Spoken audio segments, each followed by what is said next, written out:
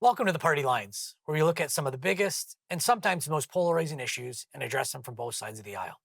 Up first, do we actually have a deal? It's still early, but the way U.S. President Donald Trump is talking, Canada and the U.S. have avoided an all-out trade war. Here's the clip. President Trump's been speaking to reporters at the White House at an unrelated event, and he took some questions talking about that decision that he made last night to offer a 3-day pause in hiking tariffs on Canada. Here's what he had to say. Canada was charging us tremendous tariffs. We no longer have any tariffs. And what I was able to do is we put, as you know, under the new tariff, I guess you'd call it the new tariff schedules that we came out with. They were going to get a 50% tariff on everything starting today. And we've held it back 3 days. It's all subject to finalization of documents. So subject to the finalization of documents, we have a deal with Canada. And I think it's a very good deal for both parties. So you heard the president say, subject to the finalization of the documents. That's the key to this. We don't know from the outside looking in what the terms of this potential deal might be. The president floated the idea on social media of a potential extension of the Keystone XL pipeline that had been suspended back in 2021. He said that may be part of this, so we just don't know. We've seen some statements from the Canadian side over the past 24 hours that have been a little bit more circumspect about all this, but I can tell you guys that we have an eagle-eyed producer out at the U.S. Trade Representative's office right now, and she just spotted Dominic LeBlanc, the Canadian Trade Minister, entering the USTR for what we think might be a 30-minute meeting over at the U.S. Trade Representative's office between the U.S. and Canadian side. So we'll watch for that, see if LeBlanc has anything to say when he emerges from that meeting. Might get one or two more indications of some of the terms of this deal that seems to be, and there you see the video of the arrival of the Canadian Trade Minister. That is just south of the White House complex at the U.S. Trade Representative's office, where he's entering right there, and obviously surrounded by a lot of reporters who want to know the same thing we want to know, which is what's in the deal. Who knows? That's what I keep, it was like watching the New Year's ball drop, coming to midnight and seeing what was actually happening. I find it fascinating when he talks about tariffs that there still is a lack of understanding that the tariff is actually being paid by the person who imports it on the U.S. side. So if it's aluminum cans for someone doing beer in Buffalo or it's wherever, I don't think he quite understands it. Yes, it does affect our economy, but you're also punishing your own people. Mm-hmm. So I don't know where we go from here. And do you think this is actually going to be solidified? The 3-day extension goes to the weekend, right? I think it's funny that he's saying the finalization of documentation, that's what he's waiting for, when really, we have to remember this was his deal that he made in the first place. So he's essentially torn up the deal he made with us as Canadians. And so anything that we're doing with the Americans right now is not going to be a deal. It's going to be an agreement. And with that agreement, for however long it stands, I think we're all waiting with bated breath. And when it looks like certain industries like lumber, aluminum, even for our supply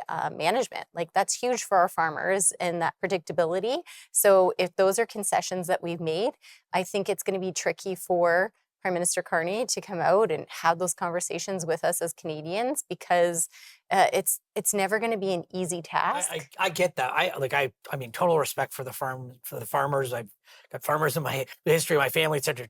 But we can't protect dairy, because dairy's been on the radar for a long time, to ignore the rest of the industries, because dairy, realistically, Kuzma says, we should have better access, and we haven't given them it. Yeah. So I would never say let's dismantle supply chain overnight. Let's not do it. I mean, it was I remember when Maxime Bernier was running for the head of the Conservatives.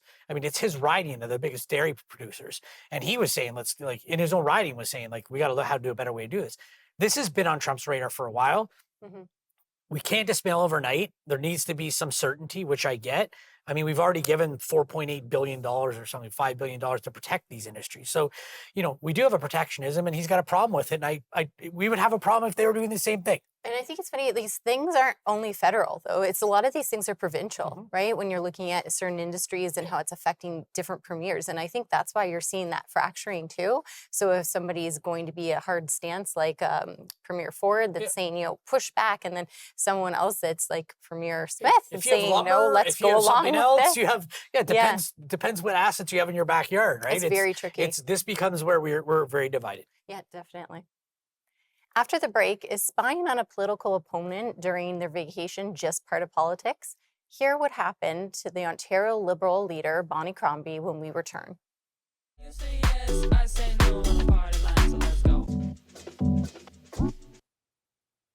Welcome back. Ontario Liberal leader Bonnie Crombie's private getaway was anything but. Does this move by the Ontario PCs sound like politics? Have a look.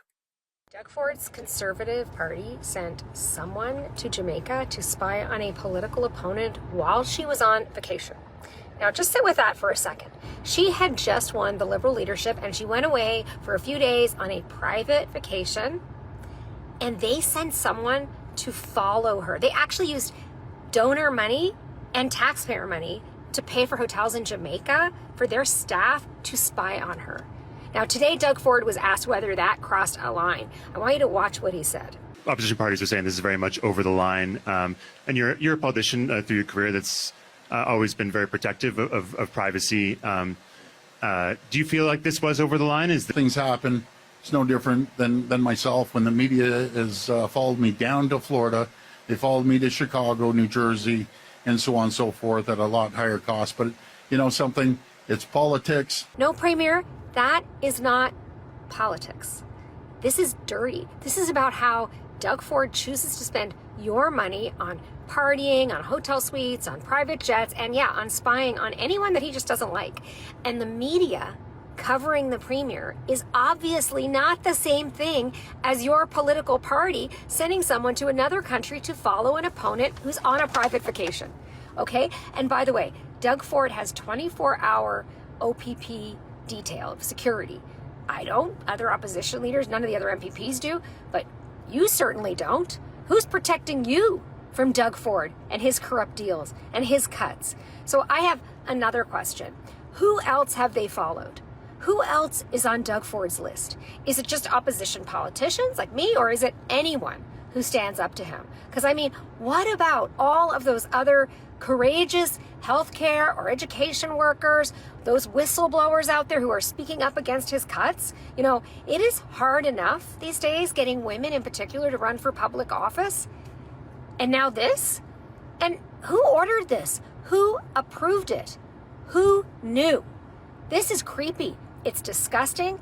And its politics is not an answer. Doug Ford, you are the leader of the Progressive Conservative Party of Ontario. You have to take responsibility for this, and heads have to roll, and you have to assure us, assure Ontarians that this is not going to continue. And frankly, I want receipts. Well, this will be the first time, and we can document this, that I'll say I agree with the irrelevant leader of the NDP party of Ontario. For about 15 seconds of that clip, I do. The rest of it was nonsense. It wasn't taxpayers' money. It was the party.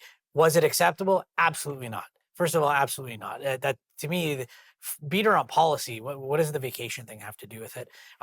This also is the leader of the NDP party trying to be a relevant part of the conversation when no one's following her.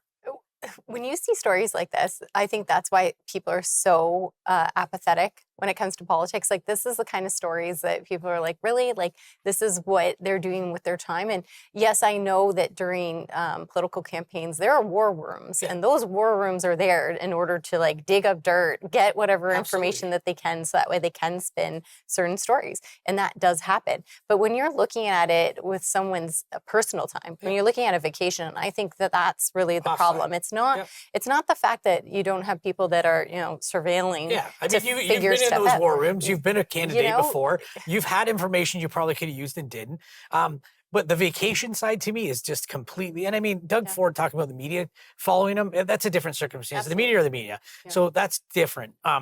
Now this was a party decision, and honestly, things happen outside of the leader and the candidates and the rest that the party makes decisions that people don't even know about. Right. So I'm not. This probably most likely, and I'm going to hope it wasn't, not even on Doug Ford's radar. Now, he's protecting his party. I get it. That's not politics, though. Absolutely not politics.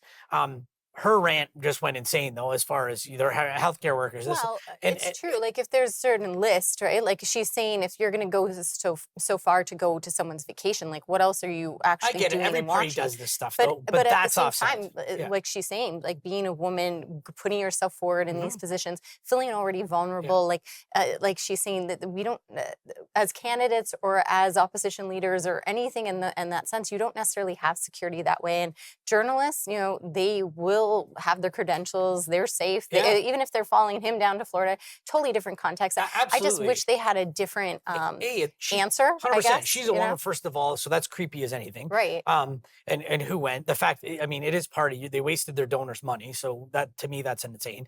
But it's I the think whole that's speech a comms style. mess. That's a total comms mess for him not having a better answer. Absolutely. Yeah. So after the break, startling new claim from Donald Trump raised eyebrows around the world. Again, we'll unpack it when we return. You say yes, I say no on the party line, so let's go. Welcome back. Last week, Donald Trump made another controversial territorial claim about the Strait of Hormuz. Here's what he said about this crucial waterway. Pretty soon I'll be declaring the Hormuz Strait a territory of the United States.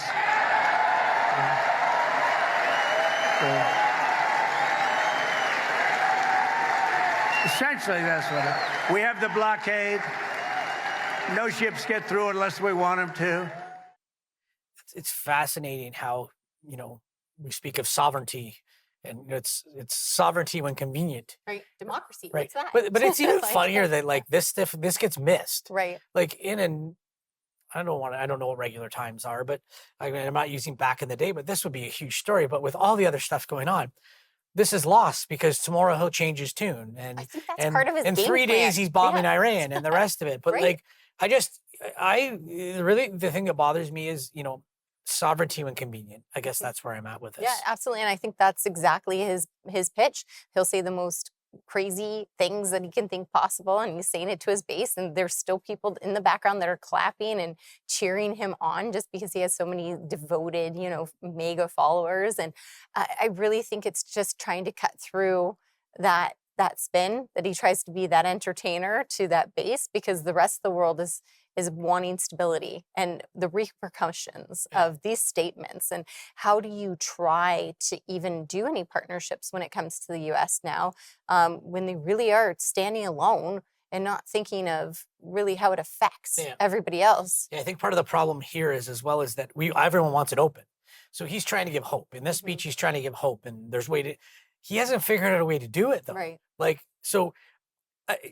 Just to be clear, everyone standing there clapping behind him, if he just declares it that it's the U.S.'s, what does that do? It's Right. not like he becomes the U.S.'s tomorrow. Just like Greenland, just like Canada, any of these things that he throws Absolutely. out there. Now, the bigger issue is we need a plan to get the strait open. Right. So, this is all nice and great. And if that worked, sure. But I still go back to the there's twofold. Do I want it open? Does everyone want it open? Yes. Do all those people clapping behind him want it open? There's not one person that says they don't, because everyone's personally affected by it. I mean, depending on your wealth, you can get affected a lot more, depending on your industry, etc.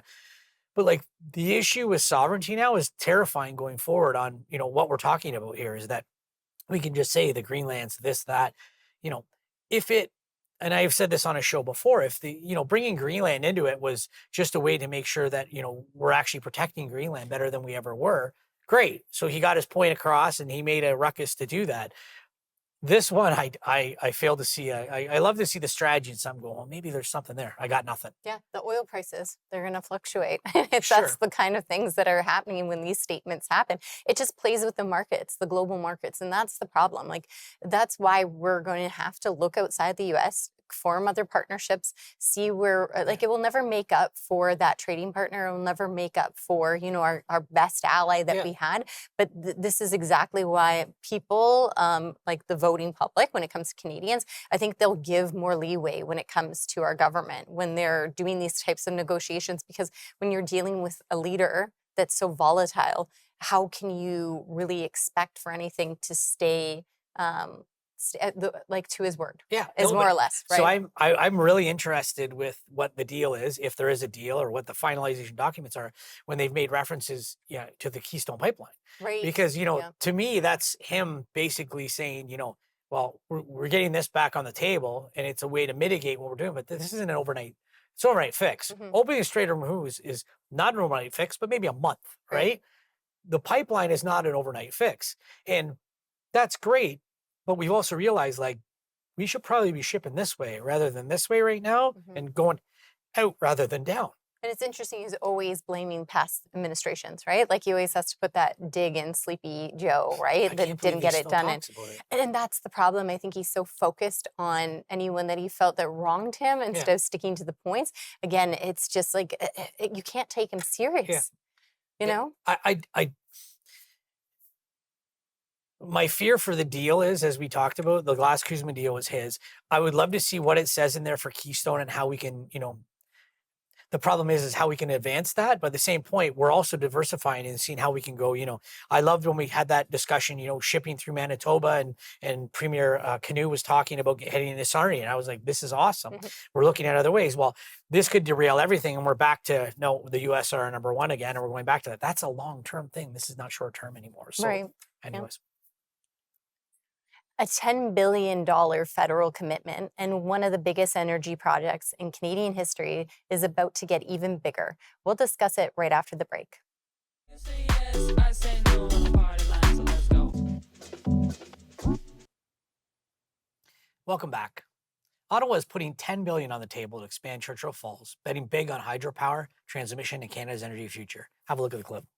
The largest clean energy investment in North American history. Let's just put this in context. Tripling the current generation capacity of Churchill Falls to that 14,000 megawatts of renewable power. That's more than the entire generating capacity of BC Hydro. It's more than double the output of Bruce Power, the largest nuclear plant on this continent. It is the equivalent of 18 Hoover dams in America at their current capacity. Enough power to light, heat, cool the homes in Toronto, Montreal, and Vancouver combined. To provide the power we need to run the mines, the mills, the factory floors where Canadians will build their future.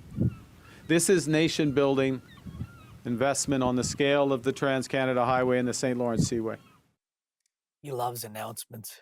He loves needs them. He just makes them all the time. He has to, because we have to have some wins. Execute. Right. Announcements aren't execution. So execution. Now, the power side is, to me, this is great. If we invest in it, it actually falls through and we can execute, financially execute. The last thing I want to hear is that, this went quadruple over budget and here's the problem. And, we're not going to need less energy. So this is a timely overdue announcement, I'll say.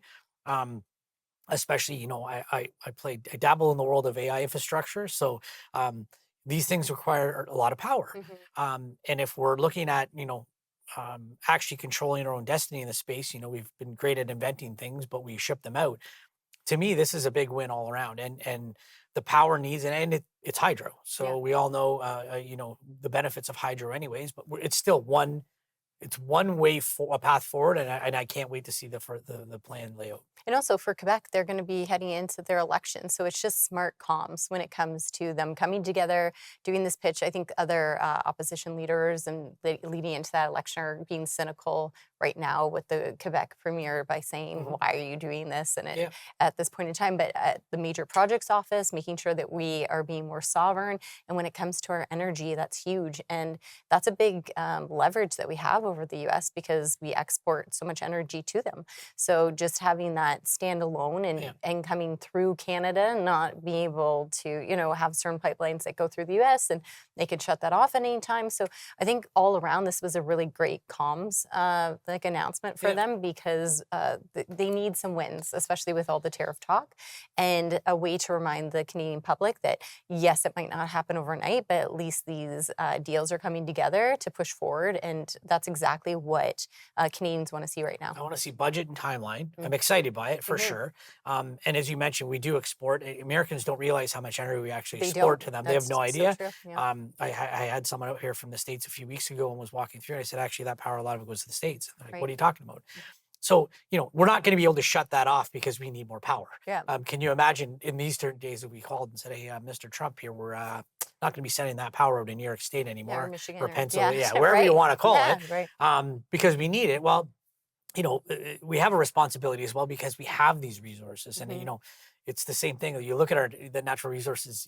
I always, Polyev talks about, if we have a war, we have 10 of the 12 minerals that we actually need in Canada. So we need to further utilize our natural resources respectfully. We need to do it on budget, and we need to have a plan to execute that. So these announcements are great. Out of all the major, the major project office stuff, I'm going to probably following this one the closest to see what actually happens going next from the standpoint of we need this. Right. So this can't be just an announcement. Like I joke, and I know it's an announcement here. Some of them are just announcements. Some of these aren't. These are critical investments that we need, and if Carney's able to execute on this one, well, then kudos to him. And I think all of us are waiting with bated breath to see what is in that other agreement, though, when it comes to our critical minerals, to your point, just because we don't want to give up that sovereignty. So yes, we could make concessions just to be able to have an agreement, but it has to be a good one. Right? Because if we give up everything and we get nothing from it, I think we'll see what happened in the UK with Keir Starmer, and he is no longer there, right? Yeah, no, and I think the issue that Trump has is he has a long-term vision of where he wants to go, but he's foregoing the short-term pain of his own citizens doing it. From our standpoint, we need to protect what we have, but we need to actually play nice with those things as well. They're not just ours, right? Right. We just have these lines around that they happen to lie in where we landed and where our boundaries are. So great deal all around. We'll see. Happy with that. That's it for the party lines this week. Thanks for watching, and we'll see you again next week. I say no, you say stop, but I say let's go. Shots are fired only with an earth gun, 'cause things go bad.